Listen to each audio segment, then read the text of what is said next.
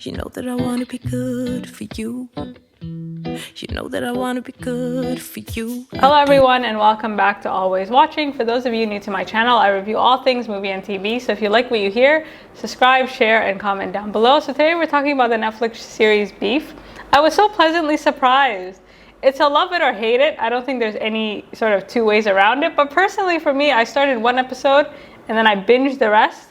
And you know, it was very well done. It was very thoughtful. So briefly, the 10-episode series on Netflix follows two people who let a road rage incident consume their every thought and action. Despite the absurdity of the storyline, it somehow manages not to be heartless.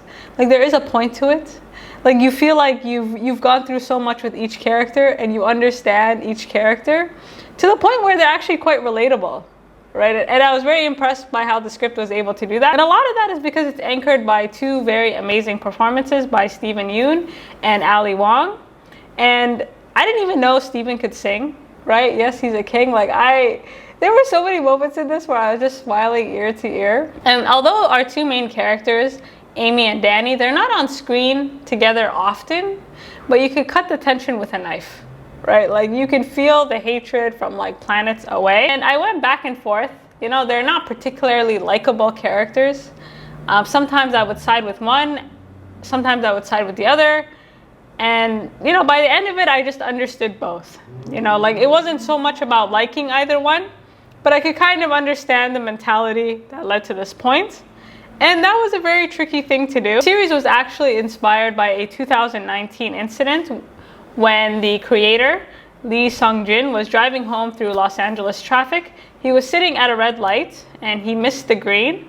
And apparently a driver in a white SUV kind of pulled up beside him and started just yelling at him and cussing at him. And I think we've all been on, like at least for me, we've been on both sides where you're the aggressor or somebody else is the aggressor. But normally we calm down and we kind of move through our day. But there's always that split second where you're like, do I go after them? So in this case, Lee actually went after the driver. And it's funny because he's described as an otherwise chill person, right? But somehow that something snapped in him and he actually decided to go after this driver. And the driver that he was pursuing actually stopped the vehicle to see who was chasing after him. And it was at this point in time that the creator of the series, actually, he was in his car, he put on a hoodie or something, and he, you know, looked at the other driver and he gave him the two eyes, like, I'm watching you, and he drove away, he sped away, you know, so he didn't give him the middle finger, but it could have escalated to that point. In the months that followed this road rage incident, Lee considered it just like a funny story to tell coworkers until he was in a conversation with an A24 producer.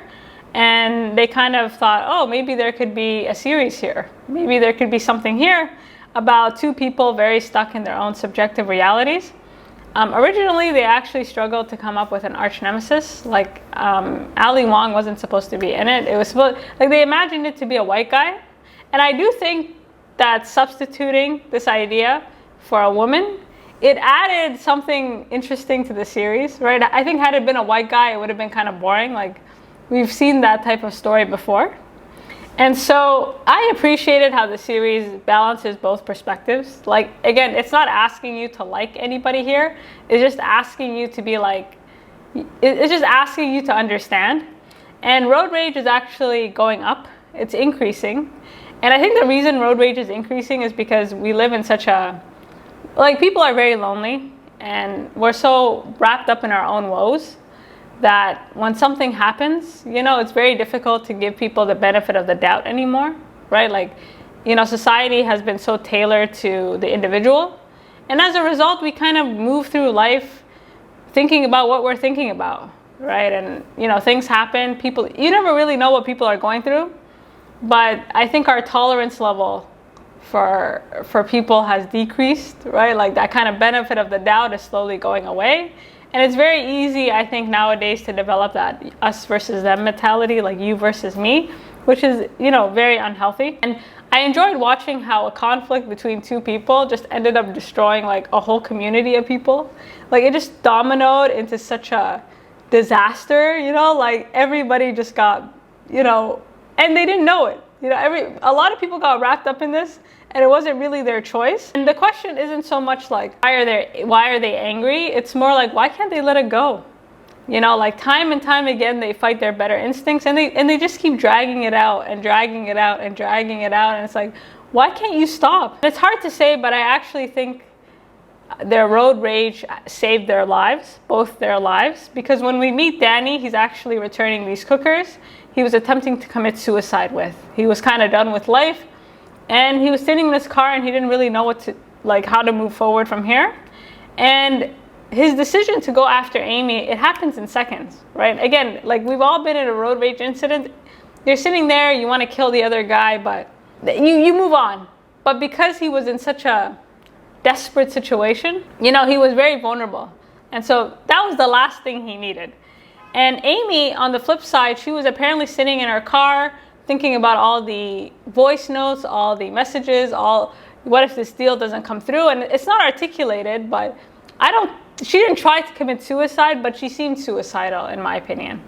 You know, like there was just something like off balance about her when she bumped into him. And this road rage incident just gives them purpose, right? Suddenly, like, they're lit up, right? And it didn't seem like they were that alive prior to meeting each other, right? So the word beef, it can actually be taken in many different ways. It can be taken in the form of hunger, right? So first, we see Danny in this episode like consuming Burger King sandwiches, and I thought it was super funny that he'd be consuming them and then he'd want to throw up, but he's like forcing himself, right? It's keeping him going.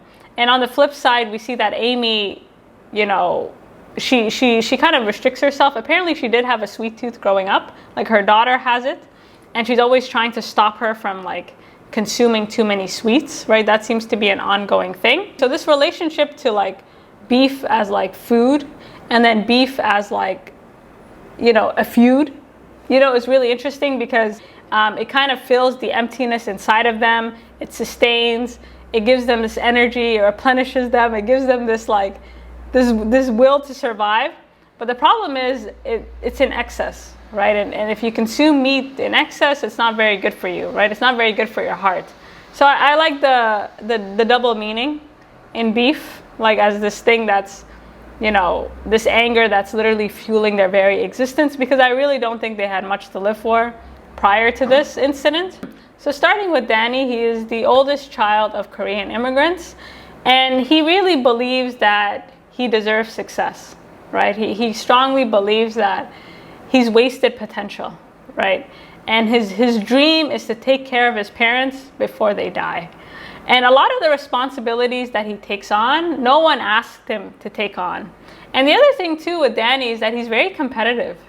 You know, he's very vindictive, right? Like this whole thing about, you know, he has this whole attitude where I could have done anything if only I didn't have to take care of my family. But as the series goes on, you realize this kind of selflessness is a bit narcissistic, right? And I enjoyed his relationship to his brother Paul, because Paul, you know, Danny sees Paul as a child, like as nothing. And it seems like Paul has internalized the way that Danny sees him, which is really interesting, because if you look at Paul, he's very tall, he's very strong, but yet he slouches, he mumbles, he moves like a teenager, right? And I think a lot of that has to do with the way his brother views him. And so when you think about these two characters, Danny is really interesting because he's kind of just at this point in life where he just wants something to work out. And he's not only ambitious, but he has this desire to be the best, right? And this is very true in a lot of immigrant families. Like, you're competing with the world, but you're also competing with your family. And you see that with Danny, right? He sabotages Paul. He sabotages his cousin Isaac. Like, he not only has to be successful, he has to be like the most successful person in his family, right? And a lot of his version of success, you know, a lot of this kind of this anger that he has, a lot of it has to do with the fact that he feels like if he gets to a certain material point, he'll be happy, right? All I need to do is become a more successful version of my parents, right? Like marry a nice Korean girl, buy a big house, take care of my family, and then this feeling will go away. You know, this will make up for all the shitty things that I'm doing to get to this point. And so Danny has this very like toxic attitude when it comes to the way in which he's able to excuse his behavior. He has an interesting way of rationalizing himself, right? And same with Amy. He does the same thing over and over again, expecting different results. And that's the definition of insanity, which is what happens in this road rage incident, right? Y'all are insane. So he gambles with money that he shouldn't. He's going after these schemes that, you know, quick rich schemes that hopefully like they'll make him enough money, but nothing's working for him. And he's getting tired and he's getting exhausted. And I found it so ironic that he was the reason that his house burned down, right? He was the reason that, like, you know, things didn't work out. Like there was no conspiracy, there was no nothing. And the fact that he's a handyman is super interesting, because here's a guy that's able to fix everybody else's mess, but he's not able to fix his own. And so when we're looking at these two characters, like one of the things the series does very well is get us to understand that this moment, this impulsivity, right, is not necessarily all that impulsive, right? The decisions that he makes and that Amy makes is kind of accumulation of bad decisions they've been making their whole lives, right? In Danny's case, he's just not a very good decision maker, period, right? Like he is not a businessman. He is just like, he's not the best, right? But he truly believes that he is, and it's very interesting to watch. And then there's Amy. And Amy is a fantastic character for many reasons, and I think Ali Wong played her very well. And she played her in a way where I actually did understand her, and I did feel bad for her, right? Because on the outside looking in, she's kind of achieved the American dream. She's married above her class. She has this perfect kid. She has this hot husband. She has this great house that she's not really able to enjoy. And she has a great fashion sense. Like, it's really interesting because on the outside, she looks super chill. She looks super like approachable. She has this Zen style, these like glasses that are just perfect. But inside, she's just a ball of rage, right? Like an angry ball of rage. Like it just, like the contrast between what you see and what you get. Like, you really can't judge a book by its cover, right? You really don't know what's going on inside people. And she's just very good at presenting a look that she thinks people will like in hopes of getting her further, right? Now, whether or not what we see is her, you know, as the series goes on, we realize it's not. So Amy grew up the only child of Vietnamese and Chinese immigrants, and she felt unwanted. She felt like a burden, right? And much of the hunger that she has for success is because she feels like she has nothing else to offer, right? She doesn't feel very lovable, right? She kind of married above her class, and she's trying to prove that she's worthy of this life that she's living, right? And you see that with the way she shames Danny, right? Like, she constantly calls him poor. Like, for her house, like, these are indications that she's succeeded, which is very true for a lot of immigrants, right? Like she has this kind of like, okay, well, all this stuff that I've done is worth it because look at everything I have. And she shames Danny for it. And that just makes Danny even more angry because in his eyes, she's living the life that he wishes he could live, right? And what he doesn't realize is this is a woman that's barely functioning. And like Danny, she has this attitude where just a little bit longer, you know, like if I can just make it, you know, if I can just, you know, make it, like it'll be okay. But the problem with the two of them is that they've built their success, or they've built their entire lives on a very shaky foundation. And essentially the foundation literally came crumbling down, right? In Danny's case, it was the electrical wire. In Amy's case, it was her whole life. And watching Amy just go through, like she's about to snap, right? Like there's a line that Danny says, like, I'm so sick of smiling, right? And that's Amy's whole vibe, right? I don't know how much longer she can smile for. She has to literally pander to every single person around her. She has to pander to her boss. You know, this woman who fetishizes her culture, who, you know, like time and time again, like throughout the series, they keep referring to her, like using a different Asian culture. And she just kind of goes along with it, right? Like, she's like, yeah, sure. I love how they do business in China. Like, oh yeah, is that what they say in Japanese? Like, she goes along with all these like really, really offensive assumptions. Just because she doesn't know what else to do, right? She's exhausted, she's tired. She has to pander to her husband. Like, she's kind of in this world that she doesn't really fit in, right? And I like the contrast between her and her husband because her husband is actually of this world, right? And the clearest indication of that is through their like couples therapy. And there's a great line in this show where it's like, what is it? Western medicine doesn't work on Eastern minds. And I appreciated how they don't make Amy depressed, right? Amy, like it's very culturally specific, and a lot of second generation immigrants will understand her mentality, where it's, you know, she describes it as having like the ground in her chest, right? She took antidepressants when she was in college, but it didn't really do anything, right? It silenced the thoughts, but it didn't make them go away. And I totally understand where she's coming from, because I remember in college, I asked my dad, I was like, yo, I think I'm kind of depressed. And he's like, Africans don't get depressed.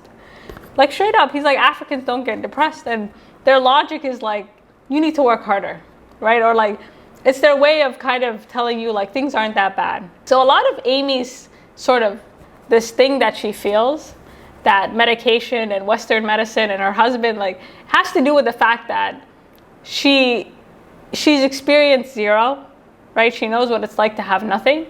And she's in fear that if she's unable to maintain this lifestyle, you know, what is she, right? She didn't come from a great family.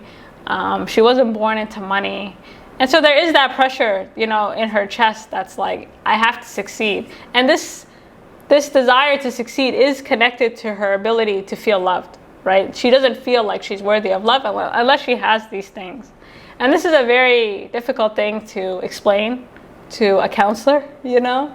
And I love when she was sitting in front of the counselor, like trying to smile, but the counselor could just look at her and tell like she was lying through her teeth. And so Amy is just going through the motions, right? She's doing her best. She's not getting much help, right? Her husband is really interesting because the ways in which he tries to help the family aren't that helpful, right? Like he's the primary caregiver. You know, he seems like he's a great dad, but at the same time, the type of emotional support that Amy needs, he's just unable to provide, right? They fundamentally don't understand each other.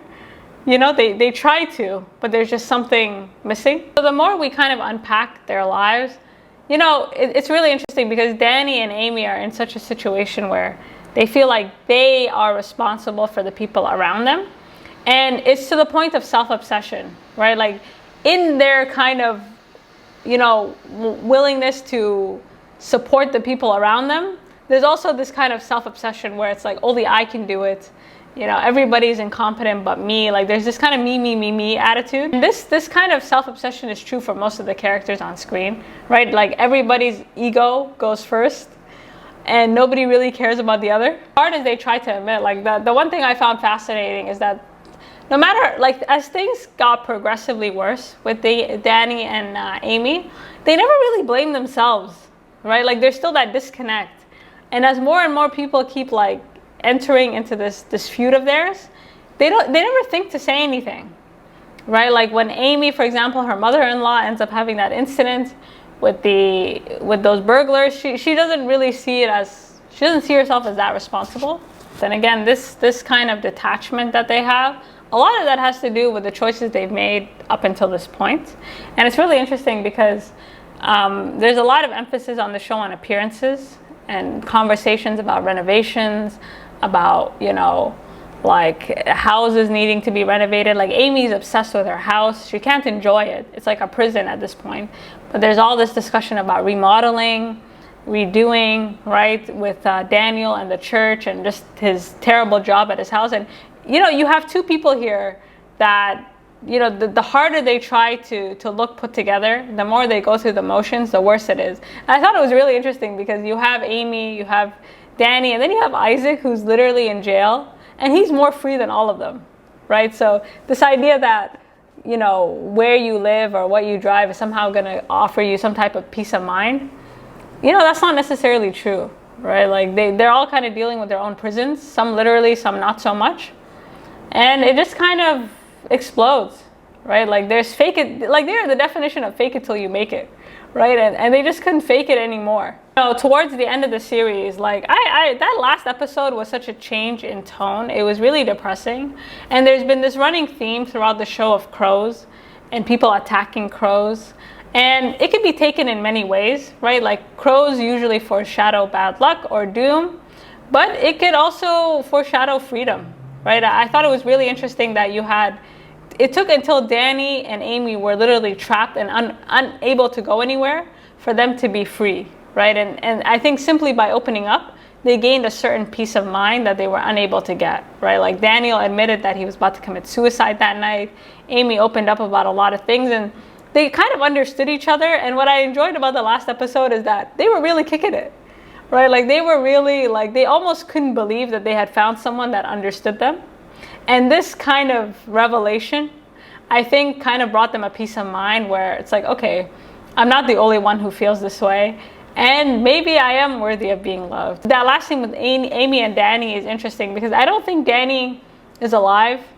I think that was Amy imagining his hand over her as an indication that she now feels like she's worthy of being loved. Like she doesn't have to lie or pretend to be somebody else for someone to appreciate her, right? It was a very cute moment, right? And I think, I couldn't tell in the end if that was just Amy imagining, wishing that his hand would go over her, or that was his hand going over her. But the ending was really interesting because it, you know, they literally, their anger drives them off a cliff, right? And, you know, they were trapped, but it took that extreme, right? It took that extreme for them to like just open up and let their egos go, right? And that happens when you're in survival mode. And so I really appreciated the series. There's a lot to say about it. This is just my first kind of impressions. You guys let me know what you think, and until next time.